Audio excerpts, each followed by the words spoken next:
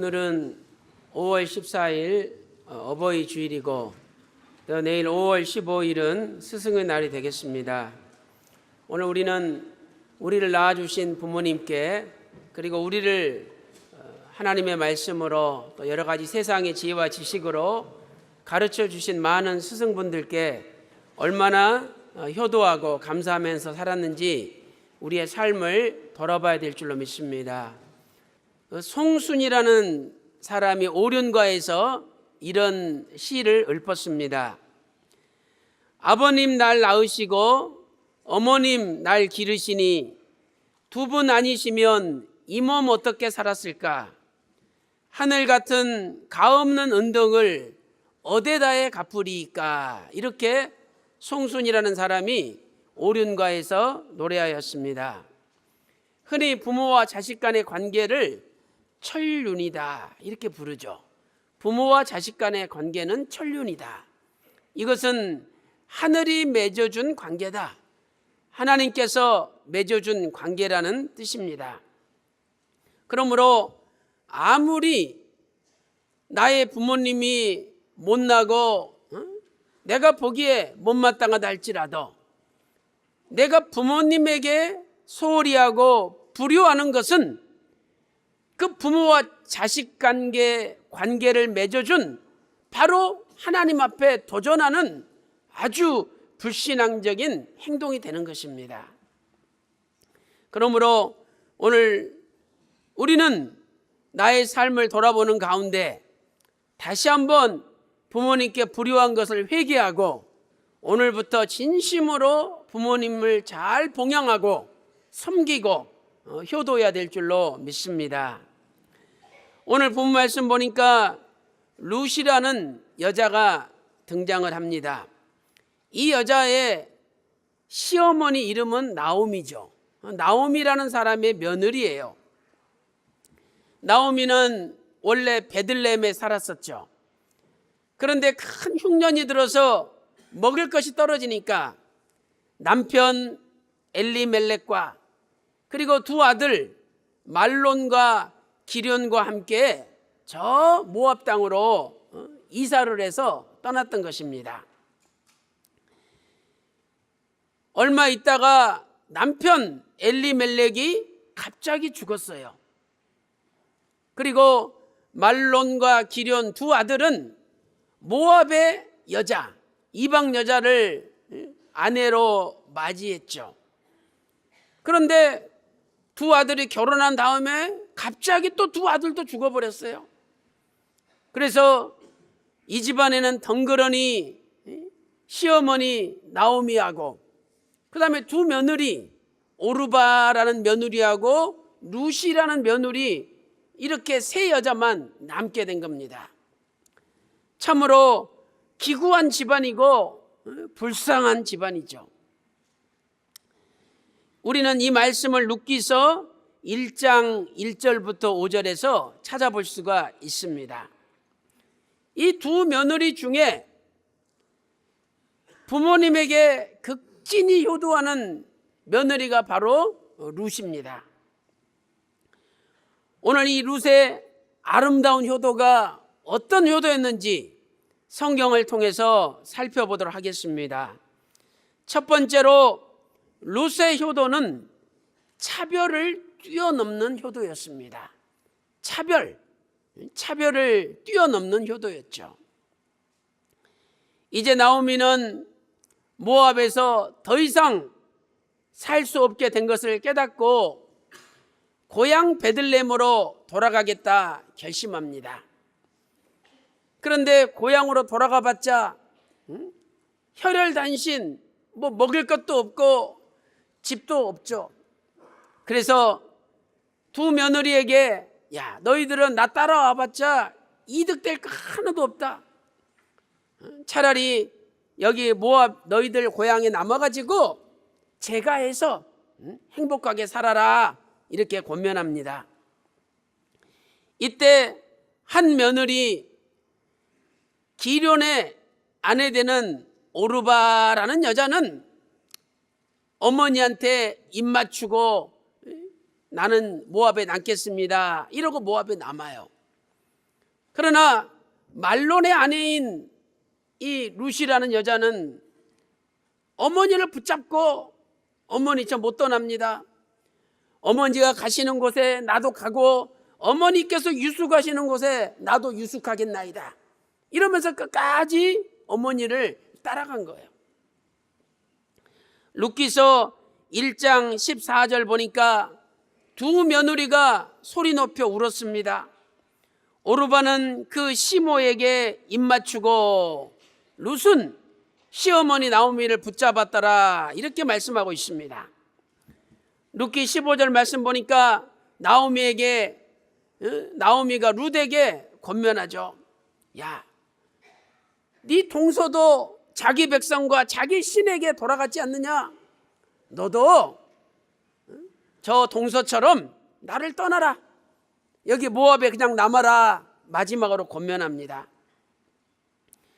그럼에도 불구하고 룻은 끝까지 시어머니 나오미를 따라서 이방 나라 이스라엘 베들레헴으로 이사하게 되는 거죠. 참으로 룻의 효도는 차별을 뛰어넘는 효도입니다.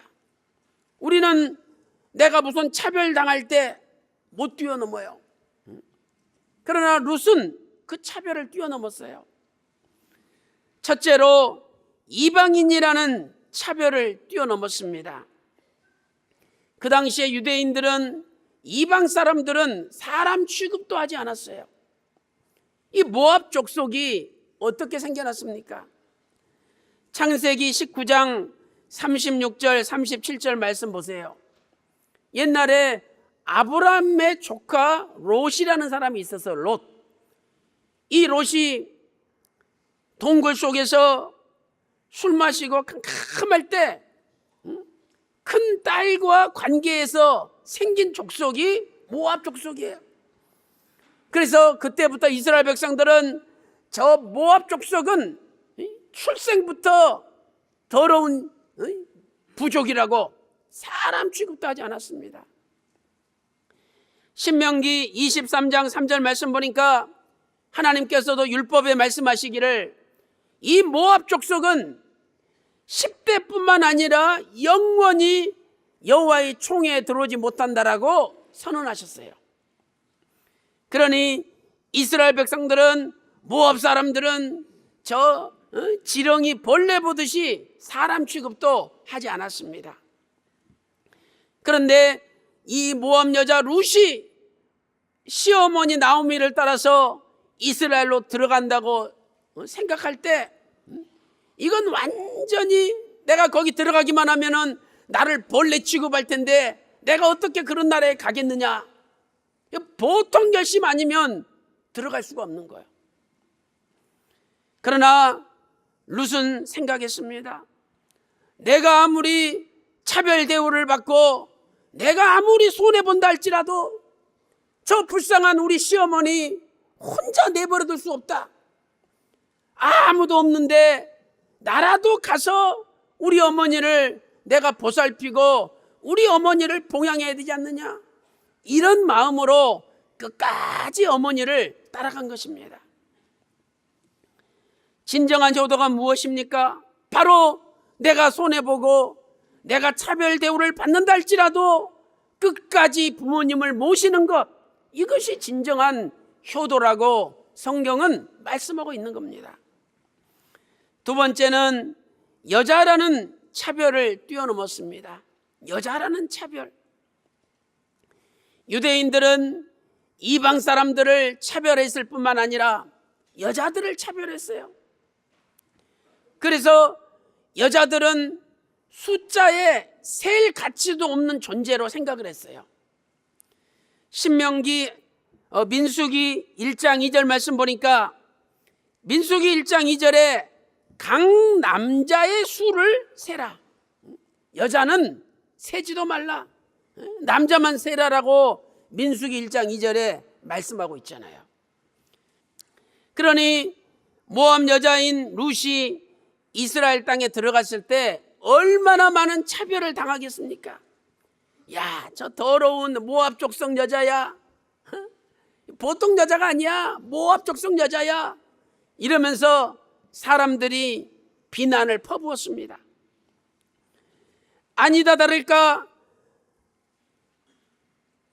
이스라엘 땅에 룻이 들어갔는데 들어가니까 벌써 사람들이 모압 여자 이렇게 비아냥거리면서 부르는 거야. 룻기서 2장 2절 보세요. 룻기 2장 2절 또 21절 룻기서 4장 5절에 보면 모압 여자 룻이다, 모압 여인 룻이다 라고 기록되어 있죠. 룻기서 4장 10절에도 말론의 아내 모압 여인 룻이다 라고 성경은 말씀하고 있습니다. 룻의 효도는 보통 결심이 아니에요. 참으로 이 룻을 통해서 많은 것을 배울 수 있잖아요. 아니 솔직히 피로 따지면 뭔 상관이 있습니까? 자기 낳아준 어머니도 아니에요. 시어머니잖아요, 시어머니. 그런데 하나밖에 없는 시어머니를 끝까지 차별 대우 받으면서도 봉양하는 그 룻의 효도를 보세요. 이런 여자가 있었기 때문에 하나님의 구속사가 성취가 된 거예요. 오늘 또 내가 굶어서 죽는 한이 있다 할지라도 부모님께 먼저 효도하고 부모님을 위해서 희생할 수 있는 하나님 보시기에 아름다운 모든 자녀가 다 되시기를 주님의 이름으로 축원합니다. 큰 두 번째로 나오미를 봉양하는 효도였습니다. 룻의 효도는 시어머니 나오미를 봉양하는 효도였어요. 봉양이 무엇입니까? 한문으로 밭들뽕 기를 양, 밭들뽕 기를 양. 사전적인 의미는 받들어 모시고 섬긴다라는 뜻입니다. 받들고 그 다음에 모시고 그 다음에 섬긴다. 이것은 부모님들의 생활을 책임진다는 거예요. 부모님들의 생활을 책임진다는 거죠. 나오미와 룻이 베들레헴으로 돌아갔습니다. 그런데 두 여자가 할 수 있는 일이 아무것도 없어요. 굶어 죽을 수밖에 없는 상황이었습니다. 그때 룻이 어머니에게 이야기합니다. 어머니, 나 탈곡하는 추수하는 밭에 가서 떨어진 이삭이라도 죽겠습니다. 아니 어떤 며느리가 생판 모르는 남의 밭에 가가지고 떨어진 이삭을 죽겠다고 자원하겠습니까? 근데 룻은 자원했어요. 룻기 2장 2절 말씀 보니까 모압 여인 룻이 나오미에게 이르되 나로 밭에 가게 하소서. 내가 네게 은혜를 입으면 그를 따라서 이삭을 죽겠나이다. 이렇게 고백하고 있습니다. 룻은 남들의 도움의 손길을 기다리면서 수동적으로 살지 않았습니다. 룻과 나오미는 자신들의 가난을 적극적으로 타개하기 위하여 남의 밭에 가서라도 이삭을 주우며 살았던 것입니다. 룻기서 2장 3절 볼 때 룻은 우연히 자기 시아버님의 친척되는 보아스라는 사람의 밭에 가서 일을 하게 된 거예요. 하나님의 섭리 아닙니까? 시어머니한테 효도하겠다고 결심하고 내가 적극적으로 일하겠다고 결심하니까 하나님께서 도와주셔서 마침 시아버지 친척되는 보아스 밭에 가서 일할 수 있도록 하나님이 인도하신 겁니다. 우리가 하나님의 뜻을 받들어 살려고 몸부림치면 하나님께서 반드시 그분을 도와주신다는 것을 믿으시기 바랍니다. 룻은 일터로 가서 잠시도 쉬지 않고 일했습니다. 사람들 보세요. 한 3, 40분 죽다가 또 가서 쉬었다가 또 와서 줍고 하루에도 수십 번씩 쉬어요. 그런데 룻은 잠깐 한 번 가서 쉰 것 말고는요, 점심 먹으려고 쉰 것 말고는 쉰 적이 없었어요. 룻기서 2장 7절 보세요. 저 룻이 아침부터 와서는 잠시 집에서 쉰 것 외에 지금까지 계속 일하는 중이니이다. 이 집이 가정집이 아니라 그 추수하는 밭에다가 움막을 쳐놓은 거예요. 오두막을 잠깐 거기 와서 쉬고 점심 먹으라고.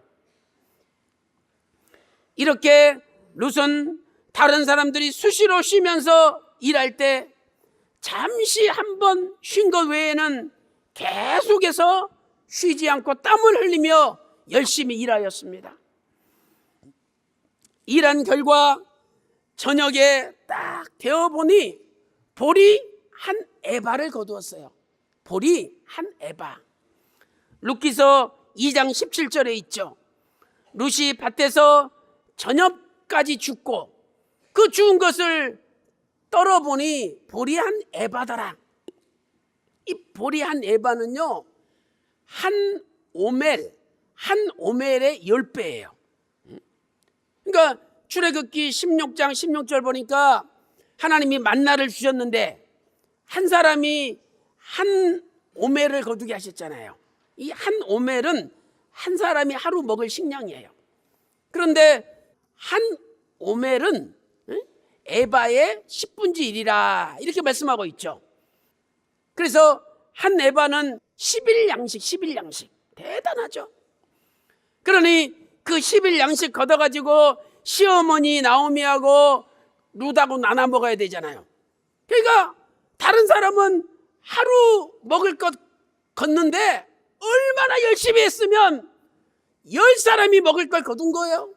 그러니 나오미하고 자기하고 5일은 먹을 수 있잖아요. 대단한 거예요. 우리가 이걸 볼 때도 룻이 얼마나 땀을 흘리면서 쉬지 않고 열심히 일했는지를 알 수 있습니다. 나중에 룻이 아들을 낳게 되는데 그 아들 이름이 오벳이에요. 오벳. 그런데 오벳을 가리켜 룻기서 4장 15절 말씀 보니까 노년의 봉양자라. 나오미가 이제 늙은 할머니가 됐는데 그 손자 오벳이 봉양했다는 거예요. 이것은 바로 룻이 아들을 낳고도 끊임없이 어머니를 봉양했다는 것을 가르쳐 주는 것입니다. 사랑하는 성도 여러분, 진정한 효도는 어머니를, 아버님을 봉양하는 겁니다. 생활을 책임져 주는 거예요. 옛날에는 효도라는 말을 온청이라고 불렀습니다. 우리나라 옛말에 효도가 뭐냐? 온청. 이 온이라는 것은 따뜻할 온자잖아요. 그러므로 온청은 겨울에는 부모님을 따뜻하게 모시고 또 여름에는 부모님을 시원하게 모시는 것이 바로 온청이에요. 오늘 부모님께서 우리들이 어렸을 때 책임을 지시고 키워주셨다면 이제 부모님들이 생활 능력이 없을 때 우리가 그 부모님들을 책임지고 모시는 것은 당연하다는 거예요. 사랑하는 성도 여러분, 오늘 룻이 땀을 뻘뻘 흘리면서 쉬지 않고 그 부모님 봉양하는 그 일하는 모습을 보세요. 이거 본받아서 오늘 저와 여러분도 더 열심히 일해서 더 많이 벌어가지고 부모님의 노년을 편안하게 책임져 드리는 믿음의 자녀들 다 되시기를 주님의 이름으로 축원합니다. 큰 세 번째로 룻의 효도는 신앙을 쫓아가는 효도였습니다. 신앙을 쫓아가는 효도. 나오미가 두 며느리를 얻었죠. 오르바와 룻. 그리고 하나님의 신앙을 가르쳤습니다. 그런데 결국 오르바는 모압 자기 신에게 돌아갔어요. 그러나 룻은 어머니의 신앙을 쫓아왔습니다. 룻기서 1장 16절을 보세요. 참 룻의 아름다운 고백입니다. 야, 룻아, 너 그냥 나 따라오지 말고 여기 있으라. 어머니, 다시 그런 소리 하지 마세요. 어머니 가는 곳에 나도 가고 어머니 유숙 가는 곳에 나도 유숙하겠나이다. 어머니의 백성이 나의 백성이 되고 어머니 하나님이 나의 하나님이시나이다. 위대한 고백을 했습니다. 룻은 자신이 유대인이 되겠다라고 결심했을 뿐만 아니라 더 나아가서 나오미가 믿는 하나님을 나의 하나님으로 영접한 거예요. 이어서 룻은 이렇게 고백합니다. 어머니, 죽음이 아니고서는 어머니와 나를 떼어놓을 수가 없습니다. 야, 얼마나 위대한 고백입니까? 죽음이 아니면 어머니와 나를 떼어놓을 수 없대요. 내가 죽는 일 외에 어머니를 떠나면 살아계신 하나님 여호와께서 내게 벌 주시기를 원하나이다. 룻기서 1장 17절에 고백하고 있습니다. 진정한 효도가 무엇입니까? 바로 부모님의 신앙을 쫓아가는 것이죠. 부모님의 신앙을 쫓아가는 거예요. 부모님이 자식들에게 도움이 되고 좋을 것 같으니까 믿으라 그러지 그냥 믿으라 그러겠습니까? 아니, 세상에서도 보험 들잖아요. 왜 보험 듭니까? 뭔가 사고가 닥칠지 모르니까 보험 들어놓잖아요. 예수님 믿는 것은 천국 보험 들어놓는 거예요. 만약에 천국 지옥이 없으면 뭐 그분들한테는 끝이겠지만 진짜 있다면 어떡하겠어요? 지옥 뜨거운 불에서 영원 무궁토록 고통당할 그런 것보다는 천국에 가서 영원 무궁토록 행복하게 사는 게 좋잖아요. 그래서 죽음 이후에 모르니까 보험을 들어놓는 거예요. 천국보험. 그게 뭐냐? 예수 믿는 거예요. 믿는 게 뭐 어렵습니까? 믿으면 되지. 그래서 오늘 부모님들이 야야 좀 믿으라. 이 애미소원이 너 교회 나오는 거다. 그러면 모르는 척하고 그냥 나오세요. 그 복 받는 거예요. 오늘 룻은 시어머니 신앙 쫓아와가지고 큰 복을 받았습니다. 나중에 새로운 남편 보아스를 만났는데 큰 부자예요. 그리고 그 집안이 신앙의 명문 가문이 된 거예요. 사랑하는 성도 여러분, 부모님 따라서 신앙 쫓아가면 반드시 복을 받고 잘 될 줄로 믿습니다. 이 부모님의 사랑을요, 이 자식들은 몰라요. 그 부모님의 사랑을 자식이 헤아릴 수 없는 거예요. 오늘 우리가 이런 부모님들의 마음을 헤아려야죠. 그 부모 마음 헤아리지 못하면 사람이라 할 수가 없습니다. 사랑하는 성도 여러분, 오늘 룻이 아무 상관없는 시어머니 끝까지 봉양하고 그 믿음을 쫓아간 것처럼 저와 여러분도 부모님을 잘 봉양하고 부모님의 신앙을 쫓아감으로 여러분의 남은 인생이 행복하시고 하나님 은혜 가운데 모든 일이 다 잘 되시기를 주님의 이름으로 축원합니다. 결론적으로 룻의 효도는 구속사를 이루는 효도였습니다. 구속사를 이루는 효도. 룻은 하나님의 은혜 가운데 보아스 밭에 들어가서 곡식을 줍다가 보아스와 결혼하게 되었죠. 그 보아스가 자기 시아버지의 친척이에요. 옛날에 고엘 제도가 있었잖아요. 고엘. 어떤 사람이 자식이 없어 죽었어요.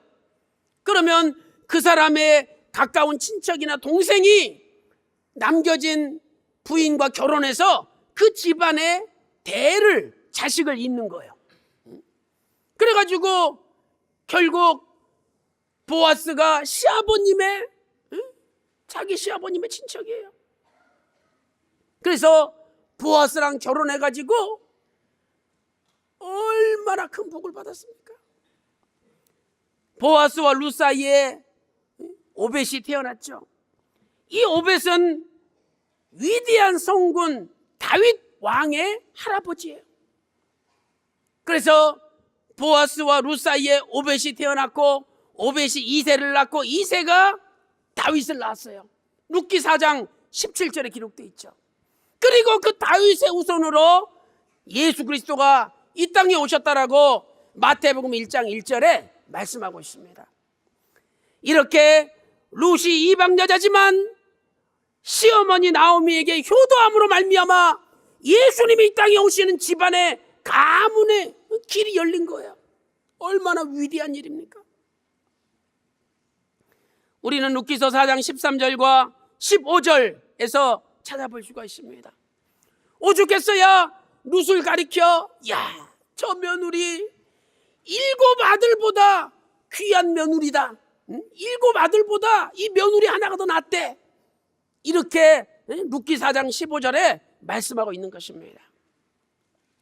사랑하는 성도 여러분, 오늘 새생명 축제를 통해서 저희 교회 처음으로 나오신 존경화 없는 여러분, 오늘 우리는 부모님에게 효도해야 됩니다. 우리의 작은 효도가 하나님의 큰 구속사를 이루는 놀라운 효도가 되는 것입니다. 부디 어버지 주일을 맞이하여 그동안 부모님께 효도하지 못했다면 진심으로 회개하고, 부모님을 봉양하지 못했다면, 야, 이제는 내가 조금 전략하고 못 먹는 한이 있다 할지라도 우리 어머님 아버님께 잘해야 되겠구나, 이렇게 결심하고, 그리고 오늘부터 생활을 좀 바꾸세요. 그래서 부모님에게는 전화도 자주 드리고 말도 좀 이쁘게 하세요. 몰라도 돼요. 노인 내가 왜 참견이야, 이런 말 하지 마세요. 이쁘게.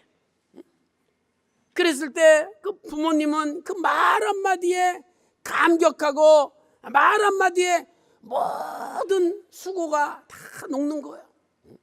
그래서 부모님에게 말 이쁘게 하는 자식만 되면 그것이 효도의 첫걸음입니다. 그리고 선물도 자주 드리시고. 근데 선물은요, 받아보면 마음에 안 드는 게 많아요. 그러니까 선물보다는 용돈 두둑히 드리면서 사고 싶은 거 마음껏 사세요. 이게 좋은 거예요. 돈은 쥐꼬리만 치시면서 사고 싶은 거 마음껏 사세요. 말이 돼요? 돈을 좀 넉넉히 드리면서 마음껏 사세요. 그래야 말이 되지. 그래서 열심히 일하고 돈도 많이 벌어서 부모님에게 용돈도 두둑히 드리고, 부모님의 신앙을 좇아 정말 여러분 남은 생애가 하나님도 기뻐하시고 많은 사람들에게 존경받는 구속사를 이루는 효도하는 자녀들 다 되시기를 주님의 이름으로 축원합니다.